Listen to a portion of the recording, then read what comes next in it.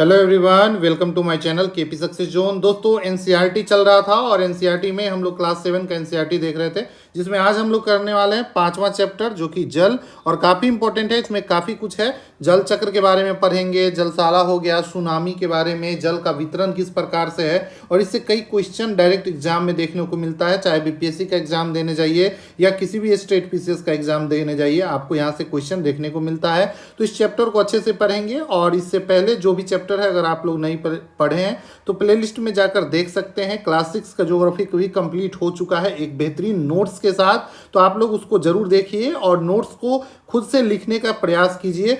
कुछ चीज़ें अगर आपको ज़्यादा लगे तो इसको शॉर्ट में भी लिख सकते हैं, लेकिन खुद का नोट जरूर बनाइए ताकि आप इसको अच्छे से रिवीजन कर सकें और एक एक चीज़ आपका क्लियर हो सके। तो चलिए बिना देरी करते हुए आज की क्लास को स्टार्ट करते हैं। और जो लोग भी चैनल पे नए हैं, चैनल को सब्सक्राइब करके अपने दोस्तों के साथ शेयर भी जरूर करें। चलिए आज का चैप्टर जो है वो है जल। जल के बारे में हम लोग पढ़ेंगे। जल के बारे में सोचने पर आपके मस्तिष्क में क्या चित्र आता है? आप नदी, जलप्रपात, वर्षा की रिमझिम और नल के जल के बारे में सोचने लगते हैं। तो जल के बारे में जब भी ख्याल आता है हमको नदी का जल, जलप्रपात, महासागर का जल, वर्षा का जल, मतलब जहाँ जहाँ जल जमाव है उसके बारे में देखने को मिलता है। ठीक है। बच्चे वर्षा से भरे गड्ढे में कागज की नाव तैराकर बहुत खुश होते हैं। बारिश के महीने में आप लोग देखे होंगे कि गांव में बच्चे क्या करते हैं, जब पानी बरसता है और पानी के फ्लो बहता है तो उसमें छोटे छोटा नाव बनाकर कागज का डालने का कोशिश करते हैं बच्चे। ठीक है। तो ये आपको गांव में देखे होंगे। दोपहर तक गड्ढे में जमा जल गायब हो जाता है, और आप देखे होंगे कि जैसे ही पानी खत्म होता है तो दोपहर तक ये गड्ढा में जो जल जमा हुआ था वो कहीं ना कहीं गायब हो गया है। तो ये गायब कहाँ हो जाता है, क्या होता है इस जल का, और कैसे जल चक्र काम करता है, उस सब के बारे में पढ़ेंगे इस चैप्टर में। ठीक है। तो सूर्य के ताप के कारण जल जो है दोस्तों वो वाष्पित हो जाता है, और ठंडा होने पर जो जल वाष्प है संघनित होकर बादल का रूप ले लेता है। ठीक है। तो सूर्य के ताप के कारण जो वर्षा का जल है, मान लीजिए कहीं इकट्ठा हो गया है, वो धीरे धीरे क्या हो जाता है, वाष्प होकर ऊपर की तरफ चला जाता है, जलवाष्प बनकर संघनित होकर और बादल का रूप ले लेता है। यही क्या होता है, बादल का रूप ले लेता है। यहाँ से यह वर्षा, हिम, सहिम, वृष्टि के रूप में धरती पर फिर पुनः धरती पर या समुद्र पर नीचे आ जाता है, और फिर वही जल वर्षा के रूप में धरती पर आ जाता है। ये चक्र जो है दोस्तों हमेशा चलता रहता है, और इसी को जल चक्र बोलते हैं। जिस प्रक्रम में जल लगातार अपने स्वरूप को बदलता रहता है और महासागर, वायुमंडल और धरती के बीच चक्कर लगाता रहता है, उसको जल चक्र बोलते हैं। जल चक्र समझ लिए। चलिए यहाँ पर फिगर्स में देखते हैं। जैसे मान लीजिए यहाँ पर नदी, यहाँ का जल दिख रहा है, यहाँ से जल का क्या होगा, वाष्पीकरण होगा। वाष्पीकरण होते हुए ये ऊपर जाएगा और यहाँ संघनित होकर क्या बन जाएगा, बादल बन जाएगा। और जब बादल की बूंदें कुछ ज़्यादा ही हो जाएगी, ज़्यादा हो जाएगा संघनित होते होते, तो फिर ये क्या हो जाता है, वर्षा के रूप में हमारे धरती पर आता है, और फिर वर्षा का जल वाष्पीकरण होकर संघनन होकर बादल बनाता है। और इसी प्रकार से एक क्रम चलता रहता है, और इसे ही बोलते हैं हम लोग जल चक्र बोलते हैं। ठीक है। हमारा पृथ्वी जो है दोस्तों वो एक प्रकार का थलसाला के समान ही काम करता है। अब देखिए थलसाला क्या होता है। थलसाला के बारे में यहाँ पर दिया गया है। देखिए थलसाला या छोटे घर के पौधे रखने का कृत्रिम आहत होता है। थलसाला जैसे आप लोग कृत्रिम, ये देखिए एक डब्बा ले लिए शीशे का, और इसमें जल रख के इसमें जैसे कोई पौधा उगा रहे, जैसे मनी प्लांट लोग लगाते हैं अपने घर में, तो ये तरह का क्या बनाता है, थलसाला बनाता है। ठीक है। उसी तरीके से पृथ्वी भी क्या है, एक प्रकार का थलसाला है। जो जल शताब्दियों पूर्व उपस्थित था वही आज भी मौजूद है। जिस जल का प्रयोग आज हम हरियाणा के खेत में सिंचाई के लिए कर रहे हैं, हो सकता है वह सैकड़ों वर्ष पहले अमेजन नदी में बहता हो। तो ये जल जो है क्या है, एक दूसरे चक्कर लगाता रहता है। तो कहता है कि इस समय जो जल हरियाणा के खेत में सिंचाई हो रहा है, हो सकता है कभी वो अमेजन के नदी में बह रहा हो, क्योंकि जल ही तो वाष्पित होकर बादल बनता है और पृथ्वी पे आके वर्षा करता है, फिर वही संघनित होकर ऊपर जाता है, तो बादल कहीं आगे भी जा सकता है। ठीक है। अब अगर आगे है दोस्तों अलवण जल क्या होता है। ठीक है। नोट्स भी हम लोग देखते चलेंगे इसका। नोट्स देखिए, जल चक्र के बारे में हम लिखा दिए हैं। सूर्य के ताप के कारण जल वाष्पित हो जाता है और ठंडा होने पर जलवाष्प संघनित होकर बादल का रूप ले लेता है। ठीक है, फिर यह वर्षा हिम के रूप में धरती या समुद्र के नीचे आ जाता है। जल इसी प्रक्रम में लगातार अपना स्वरूप बदलता रहता है और महासागर, वायुमंडल और धरती के बीच चक्कर लगाता रहता है। इसी को हम दोस्तों क्या बोलते हैं? जल चक्र बोलते हैं। ठीक है, थलसाला क्या होता है? यह छोटे घर में पौधे रखने का कृत्रिम आहत होता है। थलसाला, यहाँ पर फिगर देखे थे हम लोग थलसाला का।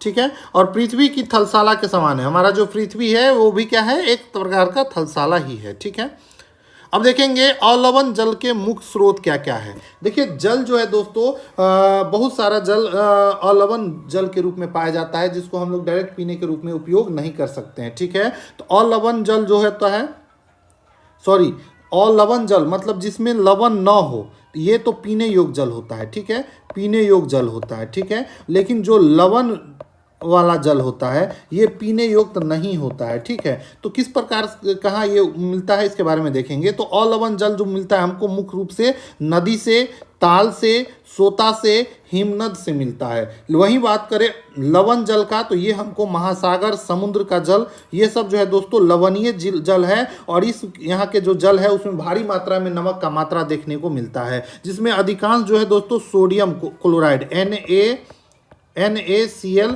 जो सबसे अधिक मात्रा में पाया जाता है समुद्री नमक में। और यही दोस्तों खाने वाला नमक भी है। ठीक है, खाने वाला नमक भी है, सोडियम क्लोराइड बोलते हैं। खाने में भी इसका उपयोग किया जाता है। तो ये नमक कौन सा है? तो NaCl, इसको साधारण नमक भी बोलते हैं। ठीक है, कई बार साधारण नमक दे के क्वेश्चन पूछ देता है, साधारण नमक किसको बोलते हैं? तो NaCl को साधारण नमक बोलते हैं। अलवणीय जल कहाँ पाया जाता है? अलवणीय, अ लगा हुआ है मतलब जिसमें लवण न हो, मतलब नमक न हो, ये हमको नदी, ताल, सोते, हिमनद में पाया जाता है, जो कि हमारे पीने के लिए योग्य होता है। लेकिन लवणीय जल जो है दोस्तों ये महासागर और समुद्र का जल जो होता है वो लवणीय होता है, इसको खारा जल भी बोलते हैं। ठीक है, और ये पीने योग्य नहीं होता है। ठीक है, इसमें नमक की मात्रा कुछ ज़्यादा ही होता है। ठीक है, तो अलवण जल देख लिए। मुख्य स्रोत क्या था? तो नदी, ताल, सोते और हिमनद, इसमें अधिकांश नमक NaCl साधारण, सॉरी, अब देखिए यहाँ पे थोड़ा सा गलती हो गया नोट्स में, इसको हम लोग सुधार लेंगे। अधिकांश नमक, तो नमक जो पाया जाता है दोस्तों वो लवण वाला जल में। ठीक है, तो लवण जल जो होता है इसमें होता है अधिकांश नमक पाया जाता है, NaCl साधारण नमक और सोडियम क्लोराइड भी इसको बोलते हैं NaCl को। तो लवण जल ये होता है, ये कहाँ पे पाया जाता है? तो ये महासागर में पाया जाता है, महासागर में पाया जाता है। और ये था दोस्तों अलवण जल, जिसमें जल की मात्रा न हो। लवण जल महासागर में पाया जाता है। ठीक है, तो इसको नोट्स में ऐड कर लेंगे। पूछ देता है कि कौन सा स्रोत है।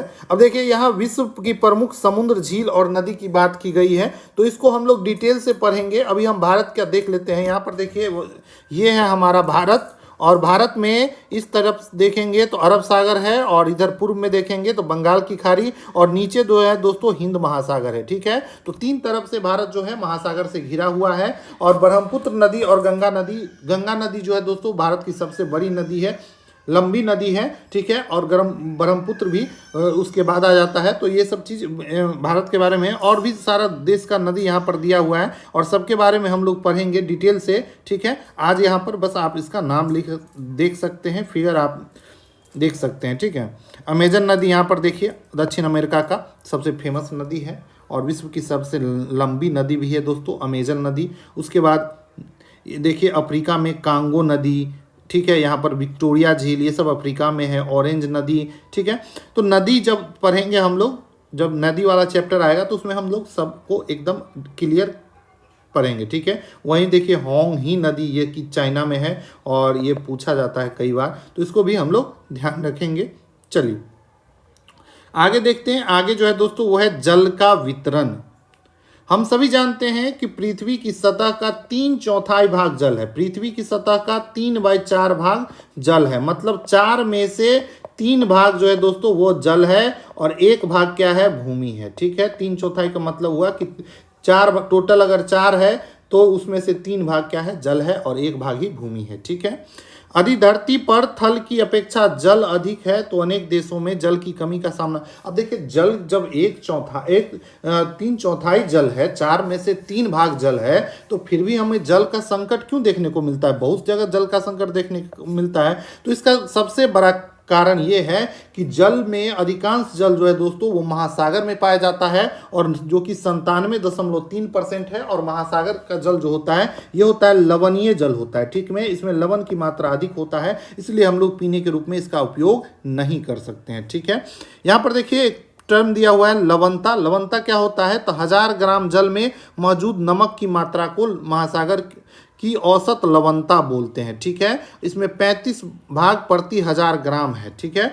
महासागर की औसत लवणता अगर बात करें तो 35 ग्राम प्रति 1000, मतलब 1000 ग्राम में 35 ग्राम जो है दोस्तों वो क्या है? नमक है महासागर के जल में, ठीक है। तो लवणता हम क्या मापते हैं कि उसमें नमक की मात्रा को मेनली मापते हैं, ठीक है। अब जल का वितरण यहाँ पर देखेंगे तो महासागर में सबसे ज़्यादा जल देखने को मिलता है 97.3%। उसके बाद बर्फ छत्रक के रूप में 2%, ठीक है। उसके बाद भूमिगत जल के रूप में मात्र 0.68% है, और ये सबसे ज़्यादा पीने योग्य उपयोग किया जाता है और हमारे लिए इम्पोर्टेंट है। झील और अलवण जल, झीलों में पाए जाने वाला अलवण जल मात्र देखिए कितना है? 0.009%, ठीक है। तो इसलिए हमको बोला जाता है कि हमें जल का क्या करना चाहिए? बचाव करना चाहिए और जल का दुरुपयोग नहीं करना चाहिए, ठीक है। उसी प्रकार से टोटल यहाँ पर जल का वितरण दिया गया है। नमकीन झील कितना है, वायुमंडल में कितना जल है, नदी में कितना जल है, तो सबसे ज़्यादा याद रखेंगे 97.3% महासागर में जल की मात्रा पाई जाती है। यहाँ पर देखिए इजराइल के मृत सागर में 340 ग्राम प्रति लीटर लवणता है। इजराइल का एक मृत सागर है, और मृत सागर बोलते हैं। यहाँ पर लवणता जो है दोस्तों वो काफ़ी ज़्यादा देखने को मिलता है, ठीक है। 340 ग्राम प्रति लीटर लवणता है इसकी, मतलब 1000 ग्राम में कितना? 340 ग्राम जो है दोस्तों नमक मिलता है इस नदी में, और इसलिए इसे मृत सागर बोला जाता है। इसकी लवणता इतनी ज़्यादा है क्योंकि यहाँ पर कुछ भी संभव नहीं है, जीवन किसी भी जीव जंतु का इसमें संभव नहीं है, इसलिए मृत सागर के नाम से जाना जाता है। और पूछे मृत सागर कहाँ पे है, तो ये है दोस्तों इजराइल में। कितना है इसका लवणता? तो 340। साधारण क्रियाकलाप द्वारा जल के वितरण को प्रदर्शित किया जा सकता है, ठीक है। तो वो तो करेंगे हम लोग। जीवन के लिए जल जो है दोस्तों अत्यधिक आवश्यक है। प्यासे होने पर केवल जल ही हमारी प्यास बुझा सकती है। आप कितना भी कोल्ड ड्रिंक पी लीजिए, स्प्राइट पी लीजिए, थम्स अप पी लीजिए, लेकिन जब तक आप प्यास लगा है और जल नहीं पिएंगे तो आपका प्यास नहीं बुझेगा। तो जल ही दोस्तों हमारा जीवन है, और जल को हमें क्या करना चाहिए? बचाव करना चाहिए। ऐसे में आपको एक ऐसा नहीं लगता कि लापरवाही से जल का उपयोग करने से बहुमूल्य संसाधन बर्बाद हो जाएगा? अगर हम जल को लापरवाही से यूज करते रहे तो ये बहुमूल्य संसाधन जल्द ही दोस्तों क्या हो जाएगा? खत्म हो जाएगा। और आजकल तो बहुत जगह देखे हैं कि भूमि जल स्तर बहुत ही नीचे चला जा रहा है, ठीक है। नोट्स भी इसका देख सकते हैं। लवणता क्या होता है? लवणता देखे थे, लवणता क्या है? तो 1000 ग्राम जल में नमक की मात्रा। महासागर की औसत लवणता तो 35 भाग प्रति 1000 ग्राम होता है। और वहीं मृत सागर में देखिए, महासागर जो है दोस्तों उसमें मात्र 35 भाग होता है 1000 लीटर में, लेकिन मृत सागर में देख लीजिए 340 भाग, मतलब कितनी ज़्यादा लवणता है इस यहाँ का जल। इसलिए यहाँ पर कोई भी जीवों का जीवन संभव नहीं है, और इसलिए इसको मृत सागर के नाम से जाना जाता है। तैराक इसमें प्लवन कर सकते हैं क्योंकि ये सघन होता है, ठीक है। लवणता वाले जल में जो तैराक है इसमें तैर सकते हैं क्योंकि इसमें क्या होता है? काफ़ी ये सघन होता है। जल की मात्रा ज़्यादा है तो सघन होगा ही, ठीक है। जल का वितरण हम लोग देखेंगे तो पृथ्वी पे 3/4 भाग क्या है? जल है। मतलब 4 भाग अगर पृथ्वी को डिवाइड किए यहाँ से 1 भाग, 2 भाग, 3 भाग, 4 भाग, तो 3 भाग देखिए क्या है? जल है, और 1 भाग क्या है? भूमि है, ठीक है। सबसे ज़्यादा जल जो कहाँ पे पूछे कहाँ पे मिलता है? तो महासागर में बर्फ के रूप में 2%, और भूमिगत जल पूछे तो 0.68%। टोटल वितरण में ये तीनों आपको पूछ सकता है, तो इस तीनों को जरूर याद रख सके। महासागर के रूप में कितना है, बर्फ के रूप में कितना है, और भूमिगत जल के रूप में कितना है, ठीक है। चलिए आगे देखते हैं। आगे देखिए यहाँ पर 22 मार्च को मनाया जाता है दोस्तों विश्व जल दिवस। इसको याद रखेंगे, कई बार एग्जाम में पूछता है, ठीक है। तो विश्व जल दिवस कब मनाया जाता है? तो 22 मार्च को मनाया जाता है विश्व जल दिवस। और 22 मार्च को ही दोस्तों बिहार मनाता है अपना स्थापना दिवस, ठीक है। स्थापना दिवस मनाता है कौन?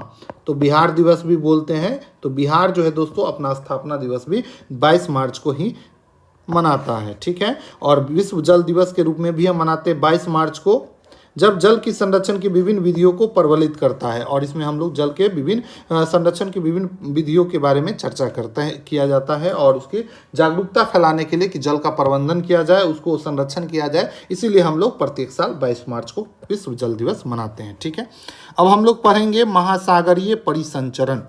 समुद्री तट पर नंगे पैर चलने से कुछ जादुई सी अनुभूति होती है। अगर आप लोग भी समुद्र के किनारे कभी चले होंगे तो आपको देखेंगे कि जब समुद्र के किनारे नंगे पैर चलेंगे तो बहुत ही अच्छा फील होता है। और ठीक है, पुलीन पर नम बालू, ठंडी पवन, समुद्री पक्षी, वायु में लवणीय गंध और लहरों का संगीत सब कुछ सम्मोहित करने वाला प्रतीत होता है। पुलीन पर मतलब जो नदी के किनारे जो महासागर के किनारे जो ये दिख रहा है इसी को पुलीन बोलते हैं, ठीक है। और यहाँ पर जब चलेंगे तो आपको काफ़ी अच्छा फील होगा।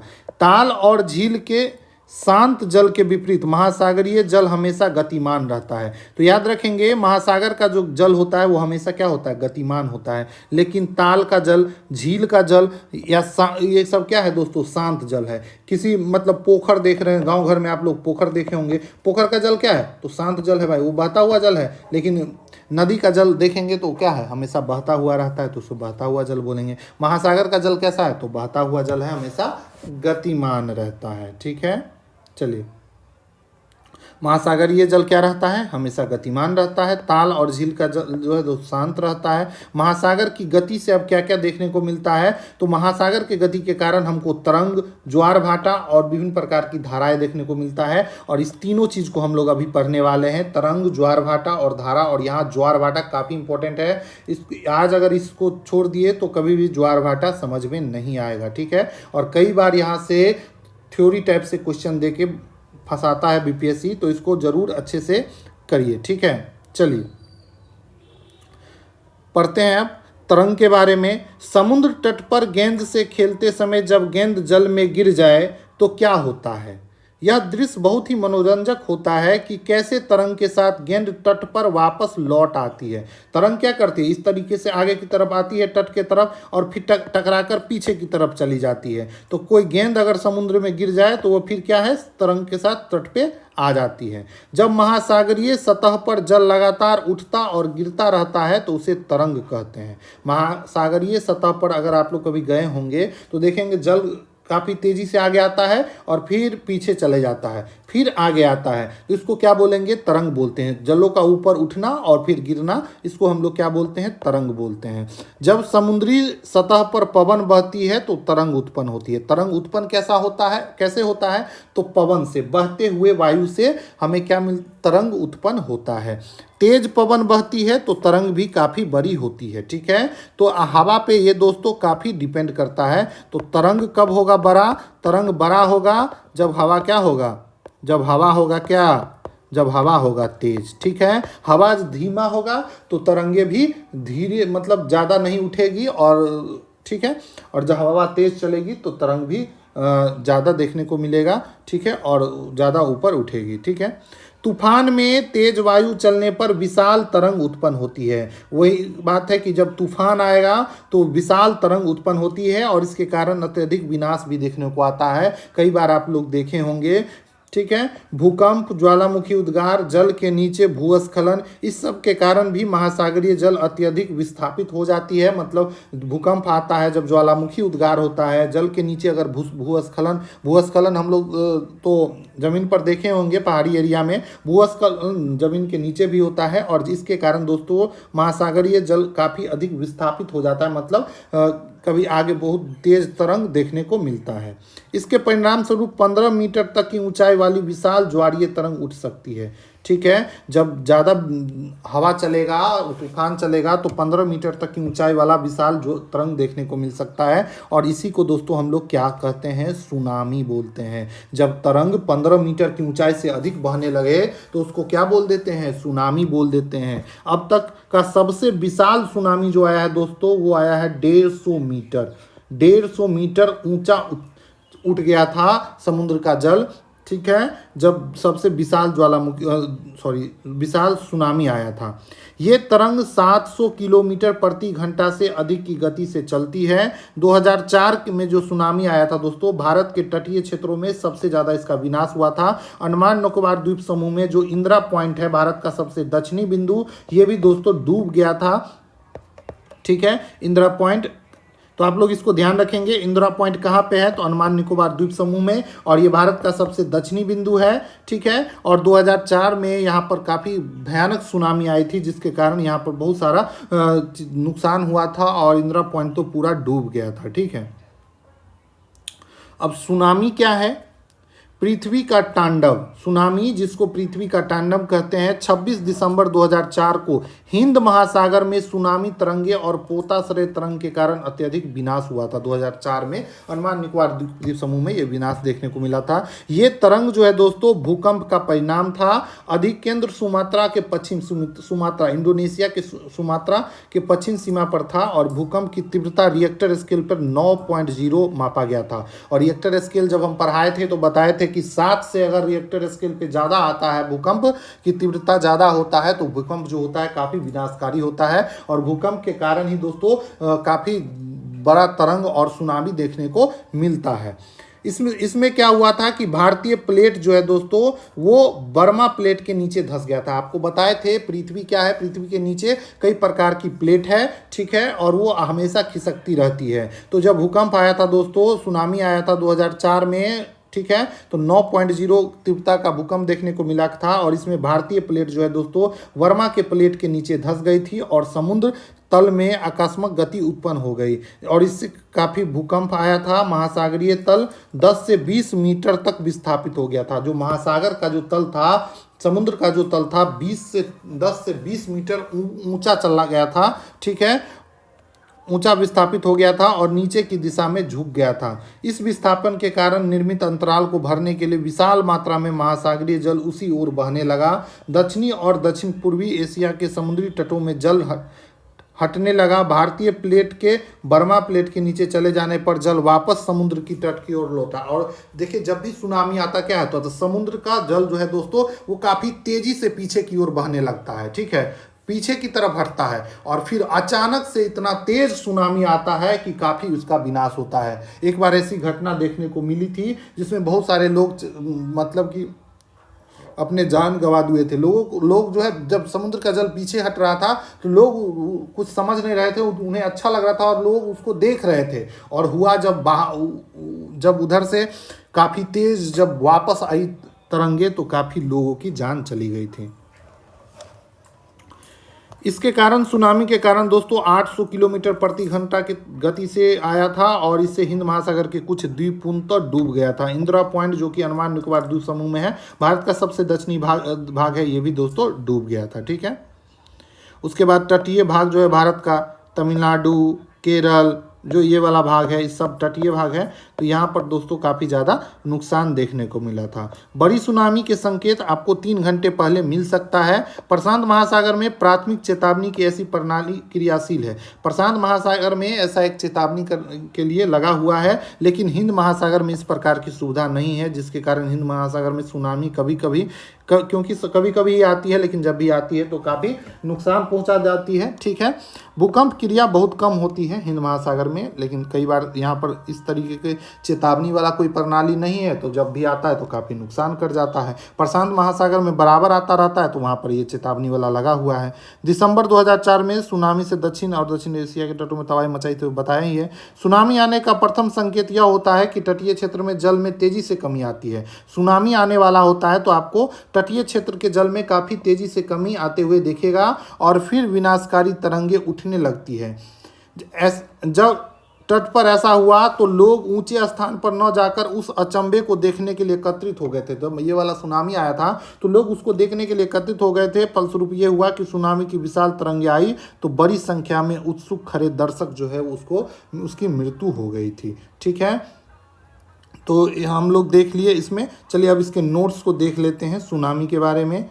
ठीक है। तरंग हम लोग देखे थे, तरंग क्या है, जब महाद्वीपीय सतह पर जल लगातार उठता और गिरता रहता है तो उसको तरंग कहते हैं। जब समुद्री सतह पर पवन बहती है तब तरंग उत्पन्न होती है। पवन, डायरेक्ट पवन से संबंध है तरंग का, जितना तेज पवन चलेगा उतना ही ज़्यादा तरंग आपको देखने को मिलेगा। और ये जो तरंग है जब 15 मीटर से ऊंचा उठेगा तब इसको हम लोग सुनामी बोलते हैं। तेज पवन बहती है तो तरंग भी बड़ी होती जाती है। तूफान के समय विशाल तरंग उत्पन्न होता है और विनाश होता है, ये तो जानते ही हैं।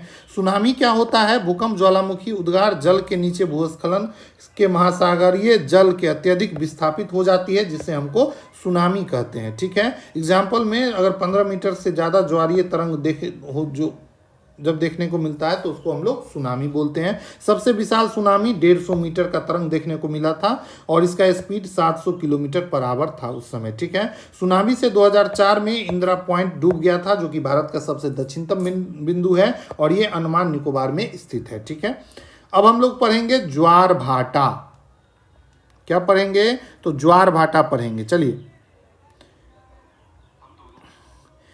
दिन में 2 बार नियम से महासागरीय जल का उठना और गिरना को ज्वार भाटा बोलते हैं। ज्वार होता है उठना और भाटा होता है दोस्तों गिरना। ठीक है। तो महासागरीय जल का उठना को ज्वार और गिरना को भाटा बोलते हैं। जब सर्वाधिक ऊंचाई तक उठकर जल तट के बड़े हिस्से को डुबो देती है तब उसको क्या बोलते हैं, ज्वार कहते हैं। मतलब जब बड़ा हिस्सा पर उठेगा तो उसको ज्वार बोलेंगे। जब जल अपने निम्नतम स्तर तक आ जाता है एवं तट से पीछे चले जाता है तो उसको भाटा बोलते हैं। तो मतलब जल जब तट के तरफ आए तो ज्वार और जब तट से दूर चला जाए तो भाटा।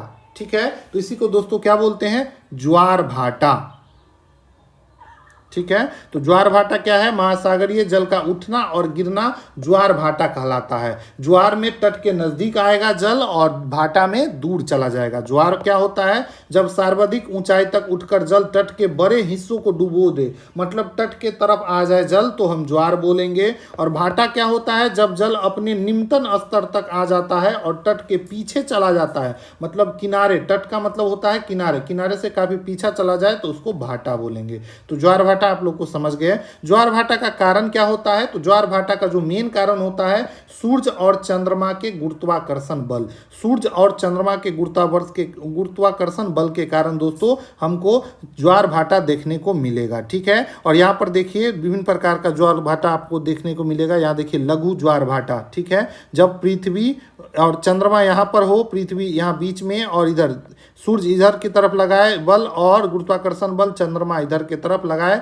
ठीक है। तो इसको लघु ज्वार भाटा। और बृहत में क्या होता है, जब देखिए चंद्रमा बीच में हो और पृथ्वी और सूर्य के, तब हमको क्या देखने को मिलता है, बृहत ज्वार भाटा देखने को मिलता है। ठीक है। लेकिन देखिए पृथ्वी और बल एक ही दिशा में लगे सूर्य के तरफ। ठीक है। तो यहाँ पर देखिए पृथ्वी बीच में है और चंद्रमा इधर और इधर लगा रही है। तो ये सब क्या है, बृहत ज्वार भाटा का, ये दोनों बृहत ज्वार भाटा है और ये लघु ज्वार भाटा है। ठीक है।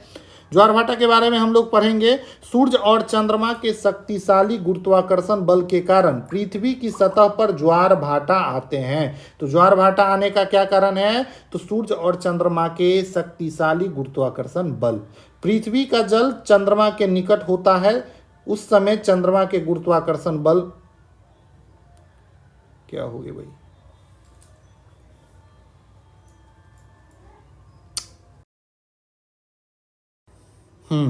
तो देखिए चंद्रमा के गुरुत्वाकर्षण बल से जल अभिकर्षित हो जाता है। ठीक है। इसका नोट्स ही देख लेते हैं तो आपको अच्छे से क्लियर हो जाएगा। ठीक है। चलिए, ज्वार भाटा का कारण क्या है, तो सूर्य और चंद्रमा का गुरुत्वाकर्षण बल। उच्च ज्वार क्या होता है, जब पृथ्वी का जल चंद्रमा के निकट होता है उस समय चंद्रमा के गुरुत्वाकर्षण बल से जल अभिकर्षित होता है, मतलब इससे जल क्या हो जाता है, अभिकर्षित हो जाता है, जिसके कारण उच्च ज्वार देखने को मिलता है। ठीक है। अभिकर्षित मतलब दूर भागना। ठीक है। आकर्षित मतलब नजदीक आना, तो उसे उच्च ज्वार कहते हैं। उच्च ज्वार जो होता है दोस्तों वो नौका संचालन में और मछली पकड़ने में क्या होता है, सहायक होता है। उच्च ज्वार क्या करता है, मछली को किनारे के तरफ क्या करता है, फेंक देता है तेजी से, जिसके कारण मछली पकड़ने में सहायता होता है। तो नौका संचालन में भी सहायक होता है। जो भी जहाज है उसको बंदरगाह पर लाने में उच्च ज्वार क्या करता है, सहायता प्रदान करता है। ठीक है।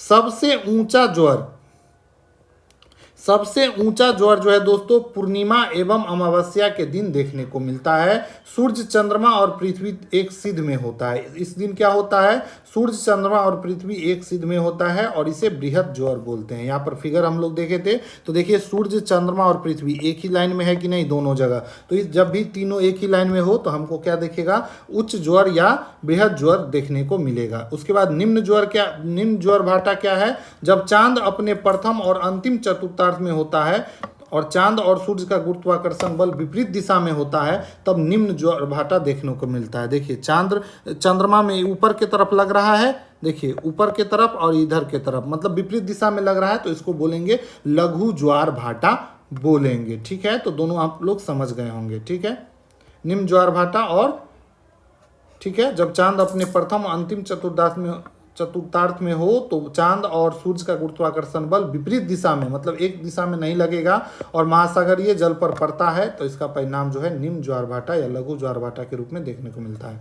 ज्वार भाटा का प्रयोग बिजली उत्पादन में भी होता है, तो इसको भी ध्यान रखेंगे। उसके बाद है महासागरीय धारा क्या होता है, तो निश्चित दिशा में महासागरीय सतह पर नियमित रूप से बहने वाली जल की धारा को दोस्तों महासागरीय धारा कहते हैं। अब महासागरीय धारा दो तरह का होता है, गर्म धारा और ठंडी धारा, कई बार पूछ दिया जाता है। ठीक है, तो भूमध्य रेखा के निकट से उत्पन्न होती है जब धारा, महासागरीय धारा और ध्रुव की तरफ प्रवाहित होती है, तो उसको बोलते हैं गर्म धारा। जैसे ये पृथ्वी है और भूमध्य रेखा बीचों बीच है, ठीक है, तो इधर से ध्रुव की तरफ, इधर नॉर्थ पोल और नीचे साउथ पोल है कि नहीं, तो जब ध्रुव की तरफ बहे धारा, महासागरीय धारा, तो इसको हम लोग बोलेंगे क्या, गर्म धारा। और गल्फ स्ट्रीम जो है दोस्तों उसका उदाहरण है। लेकिन उल्टा ठंडी धारा जब उसको बोलते हैं जब ध्रुव के तरफ से भूमध्य सागर की ओर उत्पन्न होती है धारा, महासागरीय धारा, तो उसको बोलते हैं ठंडी। और लेब्राडोर महासागरीय धारा जो है दोस्तों, ये ठंडा महासागरीय धारा है। ठीक है, तो इसको ध्यान रखेंगे। और जहाँ पर ये दोनों मिल जाता है, गर्म और ठंडा महासागरीय धारा, वहाँ पर दोस्तों सर्वोत्तम मत्स्य क्षेत्र, मतलब मछली का उत्पादन सबसे ज़्यादा देखने को मिलता है। और यहाँ का मौसम जो है दोस्तों हमेशा कोहरा भरा होता है। ठीक है, तो आज का लेक्चर यहीं तक। ठीक है, एक दो दिन से लेक्चर नहीं आ रहा था क्योंकि इलेक्शन का टाइम था यहाँ पर, और इलेक्शन ड्यूटी भी हो जाता है दोस्तों, तो वो भी देखना था, जिसके कारण से लेक्चर नहीं आ रहा था। तो नोट्स को आप लोग नोट डाउन कर लेंगे, अपना नोट्स बना लेंगे, ताकि जब आप पर दोबारा पढ़े तो इसको अच्छे से रिवीजन कर सके। ठीक है, नोट्स एक बार हम आपको ऊपर से नीचे तक इसको दिखा देते हैं, इसको रोक के आप नोट्स बना सकते हैं। ठीक है, तो इसको देख लीजिए और अपने दोस्तों के साथ भी इसको शेयर कीजिए।